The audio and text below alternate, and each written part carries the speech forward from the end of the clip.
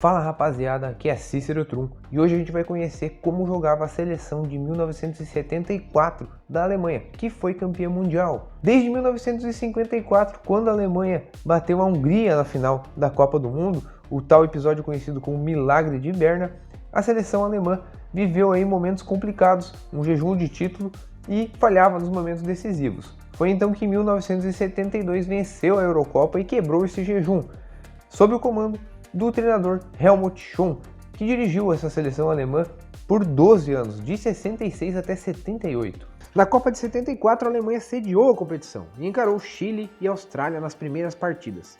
Venceu as duas com tranquilidade.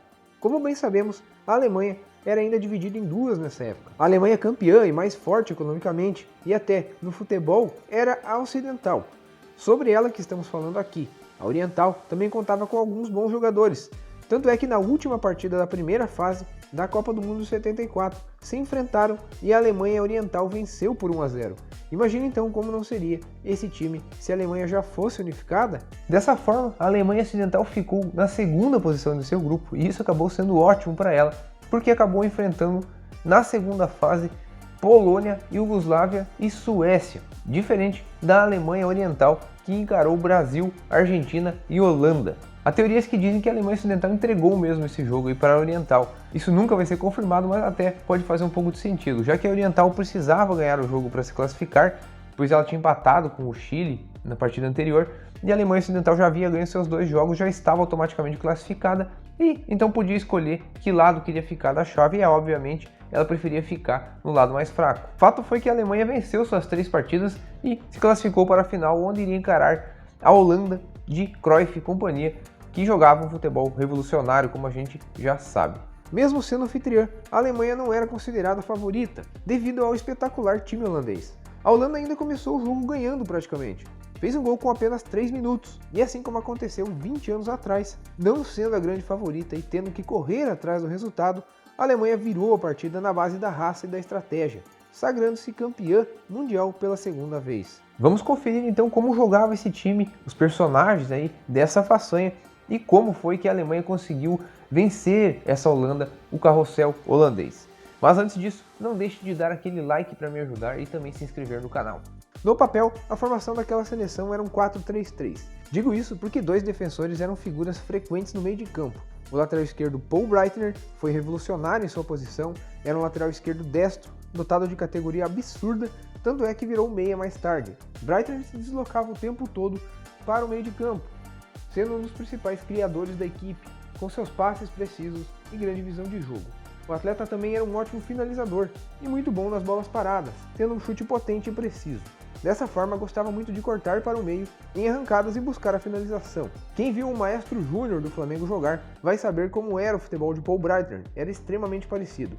Além de Breitner, o líbero e grande líder dessa seleção alemã, Beckenbauer, era outra figura que se movimentava pelo meio campo, subindo muito, principalmente sendo o principal iniciador de jogadas dessa Alemanha, e deixando a bola limpa para os meias e laterais conduzirem.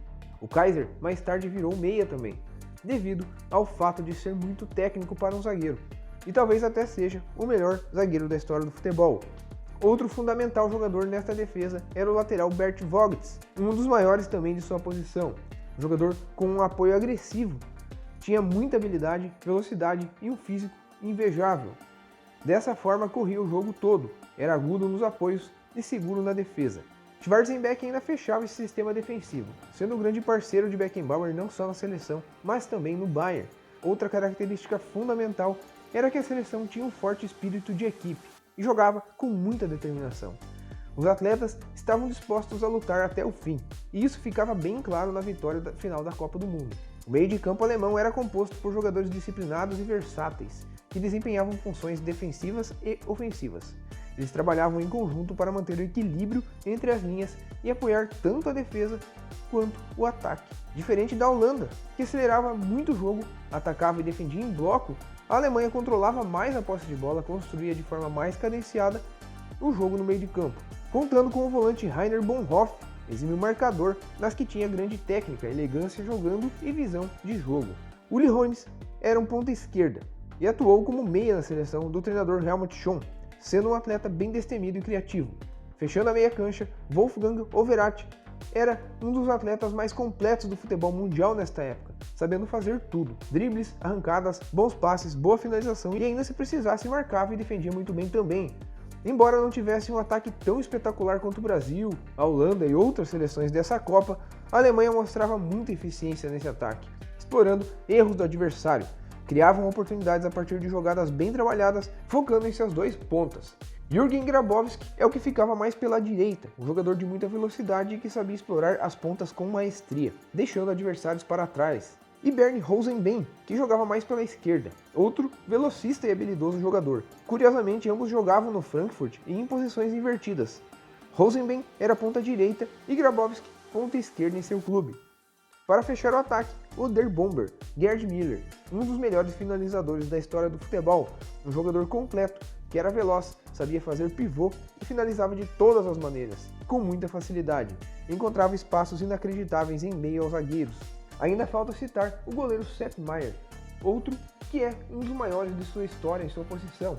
Tinha reflexos rápidos, muita segurança e uma absurda aptidão em crescer em frente aos atacantes.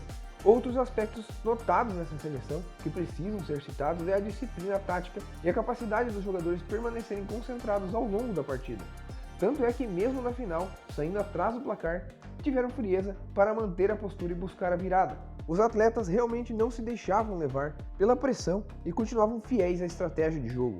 A Alemanha era perigosa em lances de bola parada, especialmente em cobranças de falta e escanteio, devido à presença dos jogadores altos e fortes do elenco, que eram eficazes em lances aéreos. A seleção de 74 não fazia uma marcação-pressão, defendendo-se apenas em seu campo. Tanto é que o adversário tinha liberdade para criar. A primeira e a segunda linha alemã apenas cercavam e fechavam espaços, mas nada de pressionar quem estava com a bola. Somente na linha defensiva mesmo, uma pressão por parte dos defensores ocorria, e fora da área. Maier teve que fazer grandes defesas, principalmente no segundo tempo da final, já que a Holanda foi para cima e tinha muita qualidade. Mas assistindo ao jogo, ainda verifiquei que 2 impedimentos absurdos foram marcados. Um deles poderia resultar em um gol alemão, e ainda um outro que Gerd Müller fazia o gol e naquele momento faria 3-1, praticamente liquidando o jogo. A seleção alemã de 74 não foi revolucionária como a holandesa, não apresentava uma forma de jogar diversificada e inovadora para a época, mas era eficaz e pragmática, e não perdia em talento. Contava com atletas que eram os melhores do mundo em suas posições, como Maier, Breitner, Beckenbauer, Verratti, Müller, e ao meu ver, tinha um conjunto até mais forte do que o da Holanda, que era sensacional, mas dependia de Cruyff. Por isso, acho até que era mais forte e mereceu vencer, diferente da Copa a seguir, onde realmente a Holanda era mais forte do que a Argentina e merecia a vitória. Então galera, eu espero que tenham gostado desse vídeo e se gostaram eu peço que me ajudem novamente se inscrevendo no canal e também curtindo esse vídeo. Muito obrigado pela atenção e um abraço!